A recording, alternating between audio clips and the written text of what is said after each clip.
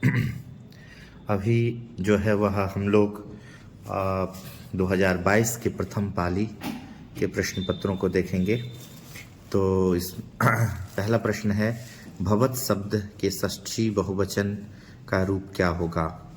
तो भवत शब्द का षष्ठी बहुवचन में रूप चलता है भवतः, भवतो, तो भवताम।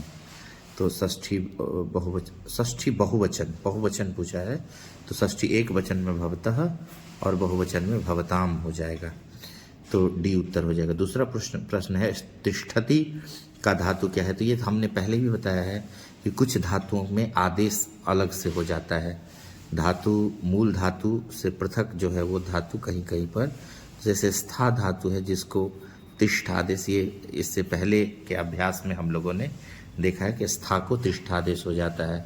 राघव हमें कौन सा तद्धित प्रत्यय, ये प्रश्न पहले ही नहीं, तीसरा प्रश्न है, तुमुन प्रत्यय से बना हुआ अव्यय। तो तुमुन जहाँ लगता है वह एक चीज़ ध्यान रखना है, तुमुन प्रत्यय के बाद जो शब्द बनता है वो अव्यय हो जाता है, और तुमुन जहाँ लगता है वहाँ तुम लग जाता है अंत में, तो बी उत्तर होगा तीसरा का। चौथा है, राघव में कौन सा तद्धित प्रत्यय, ये प्रश्न पहले भी आ गया, उत्तर सी होगा अण। निपुणा में कौन सा स्त्री प्रत्यय है? तो देखिए, स्त्री प्रत्यय में जिसके अंत में आ रहे उसमें टाप डाप चाप होता है, तो निपुणा में जो है वो टाप प्रत्यय है, डी उत्तर हुआ। व्याघ्रपति का कथा जो है वह किस देश से, किस ग्रंथ से संकलित है? तो ये नारायण पंडित द्वारा विरचित हितोपदेश से यह जो है कथा आपके पाठ्य पुस्तक में इस कथा का कुछ अंश लिया गया है। बाघ के हाथ में क्या था? तो बाघ अपने हाथ में जो है वह स्नान करके कुश लिया हुआ था, ताकि वह किसी उचित व्यक्ति को जो है वह अनुपकारी को वह अपने हाथ में जो सोने का कंगन है उसे वह दान दे सके, तो हाथ में कुश लिया हुआ था। व्याघ्रपति का कथा में कुत्र तव कंकनम, ये किसका कथन है? तो जब वो पथिक से कहता है कि मैं कंकन जो है वो दान में देना चाहता हूँ, तो जो पथिक होता है वो पूछता है, जो राही होता है वो पूछता है कि तुम्हारा कंकन कहाँ पर है? तो फिर वो दिखाता है कि मेरे हाथ में है, तो उस उत्तर बी हो जाएगा, पथिक का है। किसके बिना ज्ञान भार है? तो पंक्ति है, ज्ञानम भार क्रियाम बिना। यदि ज्ञान का व्यवहार में उपयोग न किया जाए तो वह ज्ञान भार है। क्रिया का मतलब है वही व्यवहार में अनुप्रयोग, क्रिया उत्तर हो जाएगा। साधु का स्त्रीलिंग में क्या होगा? तो साधु का हो जाएगा साध्वी। अलसा नाम कथा का समास पद करेंगे तो अलस कथा शब्द बनेगा, ठीक है, तो 11वां का उत्तर बी हो जाएगा। तन मध्य में कौन संधि है? तो ये भी आ चुका है कि तत् प्लस मध्य, यहाँ इसमें जब हम संधि करते हैं तो त के स्थान पर जो है वह न हो जाता है, और ये व्यंजन संधि है, तो क्योंकि त व्यंजन है उसके स्थान पर जो है वह न हो रहा है, तो के स्थान पर जो है वो न हो रहा है। कुछ प्रश्न नहीं दिखाई दिया, तो साधु का जो है वो साध्वी हो गया, और ये अलसा नाम कथा में अलस कथा हो गया। तन मध्य में कौन संधि है? तो तत् प्लस मध्य तो को न हो गया, और फिर जो है वह यह व्यंजन संधि है, तो बी उत्तर हो जाएगा। मुनिरयम में किन किन वर्णों की संधि हुई? तो मुनिरयम को यदि आप तोड़ेंगे तो इसका जो है वह हो जाएगा मुनि ही और प्लस अयम, तो यहाँ पर विसर्ग संधि है, विसर्ग और प्लस अ, तो उत्तर डी आपका हो जाएगा, विसर्ग प्लस अ। पित्रादेश का सही संधि विच्छेद क्या है? तो पित्रादेश में आप देखें तो पितृ और प्लस आदेश, पितृ प्लस आदेश है, और यहाँ पर पितृ में जो री है, इस री के स्थान पर र हुआ और आ मिल गया तो बन गया पित्रादेश, तो यहाँ यण संधि हुई है, री को र हुआ है, तो इस तरीके से जो है आपको ये उदाहरण इसका हो जाएगा, ए उदाहरण होगा। निह प्लस रोग की संधि कौन सी है? तो निह प्लस रोग ये विसर्ग संधि है, यदि आप संधि करेंगे तो इसमें जो है रूप बनेगा निरोग, ए उत्तर जो है वो सही हो जाएगा। नरेश किस संधि का उदाहरण है? तो नर और प्लस ईश, तो यहाँ पर अ और ई मिल करके ए हुआ है, तो ये गुण संधि में आप हम लोगों ने पढ़ा है। और गुण संधि स्वर संधि का ही एक भेद है, क्योंकि दो स्वर अ और ई के स्थान पर ए हुआ, अतः 16वां का उत्तर बी हो जाएगा। किस समास में प्रथम पद नकारात्मक होता है? तो वो नए समास में, जैसे नौ उचित अनुचित, तो जो पहला पद है वो नकारात्मक निगेटिव मीनिंग को देता है, अतः यह नए समास की विशेषता होती है। अब प्रश्न है कि बही के अव्यय के योग में जो है वो कौन सी विभक्ति होती है? तो बही के योग में जो है वो पंचमी, ग्रामाद बही जो है वह आप देखे भी होंगे, जो है वह ये पंक्ति आया है ये कर्मवीर कथा में। भीत्रार्था नाम भय हेतु सूत्र का उदाहरण कौन सा है वाक्य है? तो जिससे डर लगे और जिससे रक्षा की जाए, तो उसमें जो अपादान संज्ञा होती है, भय हेतु की अपादान संज्ञा होती है। तो बालह सर्पात बिभेति, ये उसका उदाहरण होगा, क्योंकि डरने का कारण सर्प है, अतः ये सी उत्तर होगा। 20वां क्वेश्चन है, बी उपसर्ग से किस शब्द बनता है? तो जो है वह इसमें जो है वह जैसे वी उपसर्ग पूर्वक वह धातु से विवाह बनता है, तो जो है वह यहाँ पर आपको, यहाँ विद धातु है, यहाँ भी विद धातु है, तो यहाँ वी उत्तर हो जाएगा 20वां का बी। स्वर्णमय पत पात्र से किसका मुँह? तो सत्य स्वर्ण हिरण्यमय न पात्रेण सत्यस्यापि हितम मुखम, तो सत्य का मुँह जो है वो ढका हुआ है। चंचलह में कौन सी संधि है? तो देखिए चम और प्लस चलह यहाँ पर ऐसा है, तो अनुस्वार के स्थान पर सवर्ण हो जाता है, तो यह भी जो है वह व्यंजन संधि का ही उदाहरण जो है वह है। तो उसको किस में पद अपनी अपनी विभक्तियों को छोड़ करके के मिलते हैं?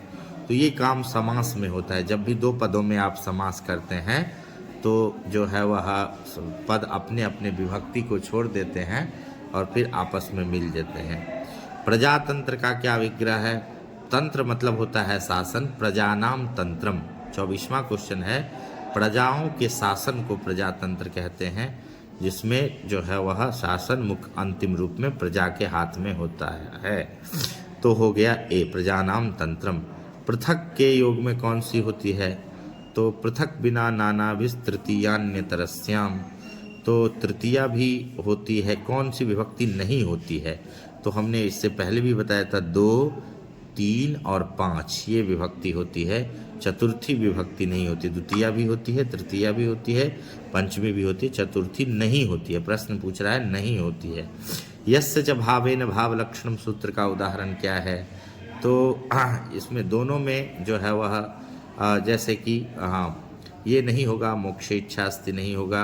उदिते सूर्ये सह गृहम गतः, ये इसका उदाहरण जो होगा।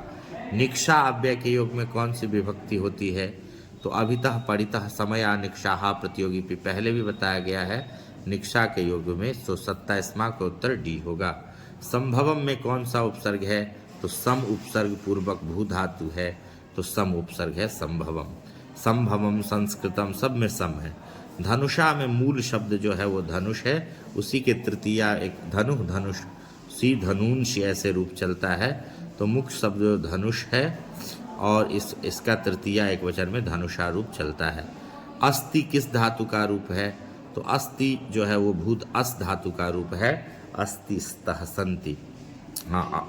उसके बाद तस्मिन पद का मूल शब्द क्या है? तो तत् शब्द के पुल्लिंग में, तत् ये अब सर्वनाम है, यत भी सर्वनाम है, तो तत् शब्द जो सर्वनाम है उसके पुल्लिंग, उसका जो सर्वनाम का तीनों लिंग में, तत्शब्द जो है उसका तीनों लिंग में रूप चलेगा। तो जब आप पुल्लिंग में रूप चलाएंगे तो सप्तमी एक वचन में क्या बनेगा? तस्मिन रूप बनेगा। निवेदनम में जो है वह उपसर्ग क्या है? तो नी उपसर्ग है और फिर विद धातु से ल्युट प्रत्यय करके निवेदनम, नी उपसर्ग है, तो डी उत्तर हो जाएगा आपका 32वां का। किस पद में पड़ी उपसर्ग है?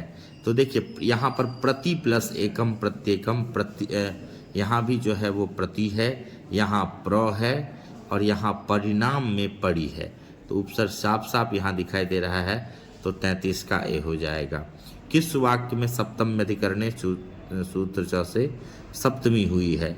नदीषु गंगा श्रेष्ठा जो है यतश्च निर्धारणम है। आगते रामे मोहना गृहम गता यस्य च भावेन भाव, और जो है रुदते पुत्रे पिता वनम जगाम, षष्ठी चानादरे है, और तिलेषु तैलम ही जो है इसका उदाहरण है, तो इसका बी उदाहरण होगा। अंतरम अव्यय के योग में जो है वो कौन सी विभक्ति होती है, तो अंतरेण होना चाहिए। अंतरेण त्वाम माम, अंतरेण हरिम न सुखम इत्यादि उदाहरण है, तो आप तृतीया जो है वो करके चलिए अंतरेण के योग में। पक्षी 36वां प्रश्न है, पक्षी वृक्षम उपवसति, वाक्य किसका उदाहरण है, तो एक सूत्र है उपांग वध्यांग वसः। उप अनु और अधि, उप नहीं 4 उपसर्ग हैं, कौन कौन, उप ऑब्लिक अनु ऑब्लिक अधि और आंग ऑब्लिक आंग, आंग में आ बचता है, ये उपसर्ग हो और फिर बस धातु रहे तो उसके आधार की, जैसे वृक्ष पर बैठता है तो वृक्ष आधार है लेकिन उपसर्ग पूर्वक बस धातु है, अतः इसकी जो है वह कर्म संज्ञा हो गई और इसमें द्वितीया हो गई। सूत्र है उपांग वध्यांग वसः। उक्त कर्म में कौन सी विभक्ति है, कोई भी कारक यदि उक्त हो जाएगा तो उसमें प्रथमा विभक्ति ही होगी, अनुक्त में ही द्वितीया इत्यादि विभक्तियां जो है वो होती है। तो ये चीज आपको ध्यान देना। उपान वध्यांग वसा हो गया। नीलकंठा में कौन सा समास है, तो नीलकंठा में जो है वह आपका बहुब्रीहि समास है। नीलकंठा में बहुब्रीहि समास है।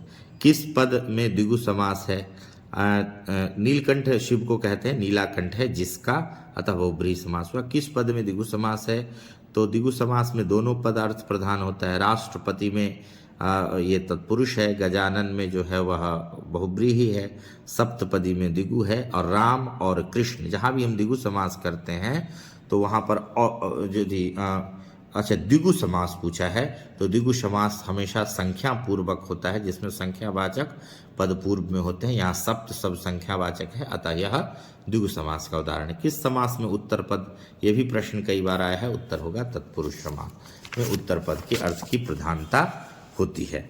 अब जो है वह 41वां प्रश्न देखते हैं कि जनक की सभा में जो है वो कौन थी, तो जो है वह जनक की सभा में गार्गी थी, और गार्गी के लिए जो है वह एक विशेषण का भी जो है वह प्रयोग होता है, वह है वाचक नवी, वाचक नवी, ठीक है।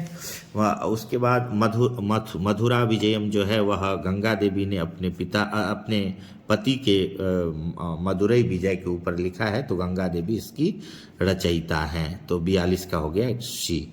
विशाल संस्कृति साहित्य किसके द्वारा संवर्धित है, तो उत्तर हो जाएगा सी, कवियों और शास्त्रकारों के द्वारा।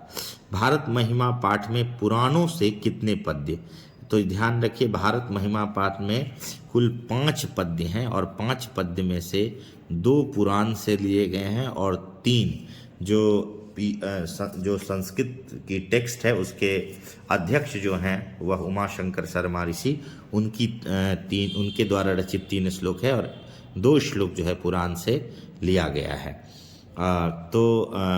उत्तर हो जाएगा बी 2। 45वां भारत महिमा पाठ में गायन्ति देवा किल गीतिकानी पद्य किस पुराण से संकलित है, तो इसका उत्तर हो जाएगा विष्णु पुराण। और दूसरा जो श्लोक है वह भागवत से है। भारत भूमि सदा किससे सेवित है, सागरों से भी, नदियों से भी, पर्वतों और झरनों से, उत्तर हो जाएगा सभी से सेवित है। फिर अगला प्रश्न है गर्भाधान संस्कार का प्रयोजन क्या है। ये प्रश्न कई बार आया है, कम से कम सब अनिवार्य प्रश्न है, तो इसका उत्तर हो जाएगा सभी, इनमें से सभी। नद्यः समुद्रे अस्तम गच्छन्ति, तो यहाँ पर नदी शब्द स्त्रीलिंग में प्रयुक्त होता है, नदी नद्यो नद्यः, तो इसी तरीके से स्त्रीलिंग में प्रश्न बनाना होगा, तो का के काह बहुवचन में होता है ना, काह हो जाएगा काह। मिथिला में वीरेश्वर कौन थे, तो वीरेश्वर एक दयालु कारुणिक मंत्री थे, मंत्री है वीरेश्वर। पर गोलघर कहाँ पर है, तो पाटलिपुत्र वैभवम में आप देखेंगे कि पटना में क्या क्या है, तो पटना में जो है वो गोलघर भी है। अंत्येष्टि संस्कार कब होता है, जब व्यक्ति मर जाता है तो उसका जो दाह संस्कार किया जाता है उसी को अंत्येष्टि कहते हैं, तो मरणोपरांत होगा। जन्म से पूर्व कितने होते हैं? तो जन्म से पूर्व जो है वह गर्भाधान, पुंसवन और सीमंतोन्नयन, ये 3 संस्कार जो है वो जन्म से पूर्व होते हैं। समावर्तन संस्कार का उद्देश्य क्या है कि जब व्यक्ति का, इसको गोदान संस्कार भी कहते हैं, जब व्यक्ति का जो है वह अध्ययन गुरुकुल में समाप्त हो जाता था, उसके बाद समावर्तन संस्कार होता था। इसमें गुरु जो विद्यार्थी है वो गुरु के घर से निकल के गृहस्थ जीवन में प्रवेश करने के लिए अब जो है वह मतलब तैयार होता था। किस संस्कार से? वास्तविक गृहस्थ जीवन में प्रवेश तो व्यक्ति के विवाह संस्कार से होगा, तो 54 का उत्तर बी होगा। नीति श्लोक का यह जो है किस ग्रंथ से संकलित है? तो इसका उत्तर हो जाएगा यह विदुर नीति से 10 श्लोक लिए गए हैं, वही आपके नीति श्लोका इस पाठ में हैं। विद्या की रक्षा किससे होती है? तो विद्या की रक्षा योग से होती है। उसके बाद जो है वह नीति श्लोक के आधार पर सुख देने वाली क्या है? अहिंसा सुखा बहा कहा गया है, तो सुख देने वाली है अहिंसा, दूसरों को की हिंसा नहीं करना। नीति श्लोक में पाठ में कितने श्लोक हैं? मैंने पहले भी कहा था कि जो भी मंदाकिनी वर्णन में है, देखिए जो पद्य पाठ है उसमें मंगलम है पहला पाठ, उसमें 5 पद्य हैं। उसके बाद जो है भारत भूमि है, इसमें भी 5 पद्य हैं, और नीति श्लोका है, इसमें 10 पद्य हैं, और मंदाकिनी वर्णन में 10 पद्य हैं। तो नीति श्लोका हमें हो जाएगा बी उत्तर 10। राम प्रवेश, राम को छात्राणाम अध्ययनम तपः का उपदेश उसके गुरु ने दिया था, और जिसके बाद उन्होंने शिक्षा को अपने जीवन का परम उद्देश्य बना लिया। राम प्रवेश, राम का जन्म जो है वो बिहार के भीखन टोला में जो है वो हुआ है। दलित ग्रामवासी पुरुष की कथा किस पाठ में? तो दलित ग्रामवासी पुरुष की कथा कर्मवीर कथा में वर्णित है। स्वामी दयानंद का जन्म गुजरात राज्य के टंकारा गांव में हुआ था। स्वामी दया शंकर का मूल नाम जो है वो मूल शंकर था, बचपन का नाम जो है वो मूल शंकर है। ठीक है, तो इसका उत्तर ये हो गया। अब जो है वह यहाँ देखते हैं रात्रि जागरण को छोड़ करके कहाँ गए? तो जब उन्होंने देखा कि चूहे जो है वह शिव जी के विग्रह पर चढ़ाए गए प्रसाद को खा रहे थे, तो उनको लगा कि विग्रह में फिर कोई शक्ति या देवता नहीं रहते हैं, और मूर्ति पूजा के प्रति उनकी अनास्था हो गई, और वो उसके बाद रात्रि जागरण को छोड़ करके घर चले गए। महाशिवरात्रि का अवसर था। ठीक है, स्वामी दयानंद घर छोड़ करके घूमते हुए अपने गुरु की तलाश में वो मथुरा गए, और मथुरा जाने के बाद उन्हें स्वामी बिरजानंद मिला, जहाँ से उन्होंने आर्ष ग्रंथों का अध्ययन किया। आर्ष ग्रंथ मतलब जिसकी रचना ऋषि ने की है। डीएवी विश्वविद्यालय की जब दिवंगत हो गए, तो उसके बाद उनके अनुयायियों ने 1883 ईस्वी में डीएवी विद्यालय की स्थापना की। मंदाकिनी स्वर्ग की गंगा को मंदाकिनी कहते हैं, तो यहाँ स्वर्ग गंगा नहीं है, तो ऑप्शन ए हो जाएगा 67 का। मंदाकिनी वर्णन पाठ कहाँ की गंगा का वर्णन है? तो ये चित्रकूट के पास बहने वाली गंगा का जो की शोभा का वर्णन जो है वह है। किसको? सीता को, उद्देश्य को बतला रहे हैं राम। मंदाकिनी वर्णन पाठ के कवि कौन है? तो चूंकि ये वाल्मीकि रामायण के अयोध्या कांड के 95वें सर्ग का अंश है, तो निश्चित ही वाल्मीकि ही होंगे। राम ने विशालाक्षी किसको संबोधित किया? बड़ी आंख वाली कह करके, बड़ी आंख वाली विशालाक्षी का अर्थ है, और ये सीता के लिए उन्होंने संबोधन किया है। किम से तरल प्रत्यय करने पर बनता है कुत्र, मतलब कहाँ पर। पृष्ठवान, जब भी धातु के बाद वान दिखाई दे तो वहाँ पर अक्तवतु प्रत्यय हो जाता है। पृच्छ धातु है यहाँ पर, और पृच्छ, और जहाँ शब्द के बाद दिखाई दे वान, वहाँ मतुप होता है। जैसे धनवान में यहाँ पर जो है वो मतुप प्रत्यय है। हन धातु से लट लकार में प्रथम पुरुष बहुवचन में बनता है हंति, हतः, घ्नन्ति। डी उत्तर हो जाएगा। किस समास में? तो उभय पदार्थ प्रधानो द्वंद्व समास में दोनों पद का अर्थ प्रधान होता है। ये 74वां प्रश्न है। 75वां है किस पद में स्वर संधि है? तो देखिए सुप प्लस अंतः, सत प्लस जनः, ये सब में जो है वह आपको यहाँ दोनों में व्यंजन और यहाँ पर भी व्यंजन संधि है, जबकि शयनम में जो है वह शे प्लस अनम, यहाँ पर शे प्लस अनम करते हैं तो एक के स्थान पर अय आदेश हो जाता है और फिर बन जाता है शयनम। तो ये अयादि संधि का उदाहरण है। तो यहाँ पर ये अयादि संधि स्वर संधि है, क्योंकि एक के स्थान पर ही ना आय हो रहा है और ए स्वर है, अतः उदाहरण हो जाएगा 75 का ए। कंकणम में कम प्लस कणम, ये हो जाएगा जो है यहाँ पर मौ को जो है वो ङ हो जाएगा परसवर्णों के कंकणम। उसके बाद एतत् प्लस श्रुत्वा करने से जो है वह इस तो को चौ और सौ को छ हो जाता है, तो एतत् श्रुत्वा, ये ए विकल्प जो है इसका 77 का हो जाएगा। 78 कर्णस्य, 78 प्रश्न का जो है वह उत्तर है कर्णस्य दानवीरता पाठ किस ग्रंथ से संकलित है, तो ये कर्णभार जो भास की रचना है उस रूपक से लिया गया। वास्तव में अशांति किनके कारण के कितने कारण है, तो 2 है, एक है द्वेष, दूसरा है असहिष्णुता, तो 2 है।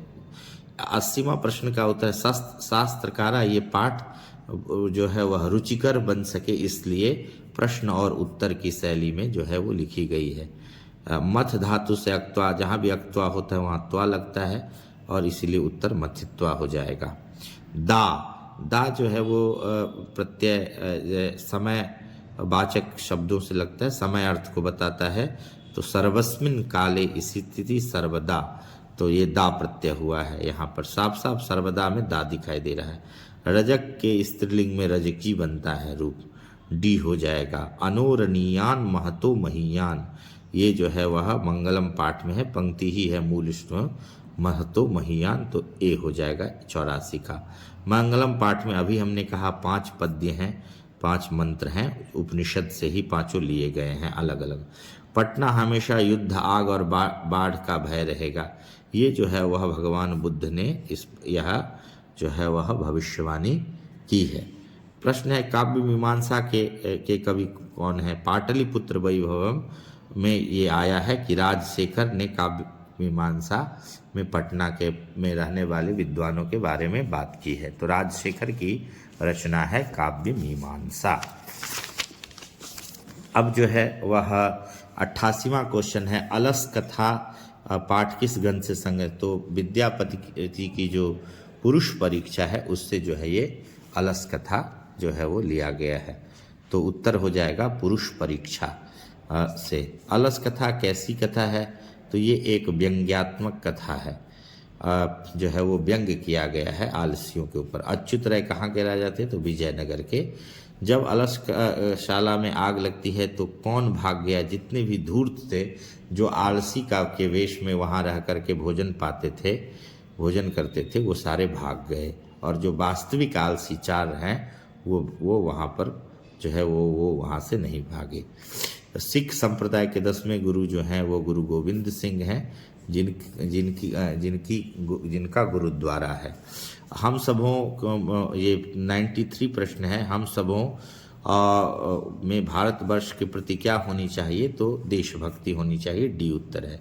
किशोरी में जो है वो किशोर जो है वह अवस्थावाचक है, वयोवाची शब्द है, अतः ङीप प्रत्यय हुआ है, किशोरी बना है। ज्ञान से मतुप प्रत्यय करने पर ज्ञानवान ये रूप बनता है, ज्ञानवान। शानच प्रत्यय जब भी धातु से करें और जिसमें मान दिखे, ये मैंने पहले भी बताया है, तो वर्तमान वृतु धातु है और यहाँ मान दिख रहा है हमें, तो हम तुरंत समझ लेंगे कि यही होगा, तो 96 का डी हो।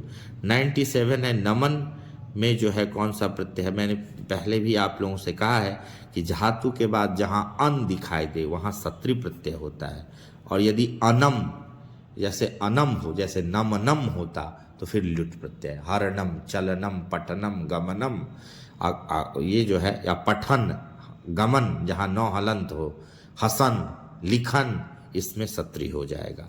ठक प्रत्यय जहाँ लगता है वहाँ इक लग जाता है, तो धार्मिक में ठक प्रत्यय है, धर्म से ठक करेंगे। भवेत जो है वो भू धातु से इसके विधिलिंग का रूप है, तो जो है वह सी उत्तर हो जाएगा, भवेत। 99 क्वेश्चन है और जो 100 क्वेश्चन 100वां प्रश्न है वह वाची। तो वाक शब्द का जो है वह सप्तमी एक वचन में रूप बनता है वाची। तो यहाँ पर उत्तर बी हो जाएगा, जो है वह 100 का बी उत्तर आपका हो जाएगा।